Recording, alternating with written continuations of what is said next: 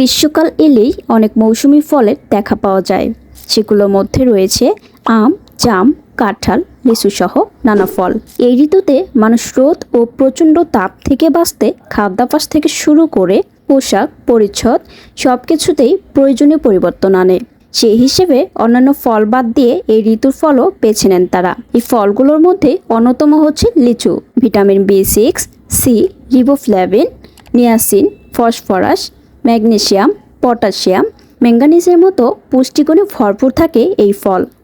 এটি স্বাস্থ্যের জন্য খুবই উপকারী।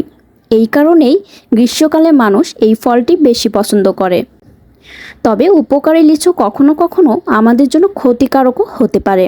লিচু একটি সুস্বাদু ও জনপ্রিয় মৌসুমি ফল হলেও এটি অতিরিক্ত পরিমাণে খাওয়া স্বাস্থ্যের জন্য ক্ষতিকর হতে পারে। বেশি লিচু খাওয়ার ফলে হঠাৎ করে রক্তচাপ কমে যেতে পারে, যার কারণে মাথা ঘোরা, ক্লান্তি ও অলসতার মতো সমস্যা দেখা দিতে পারে।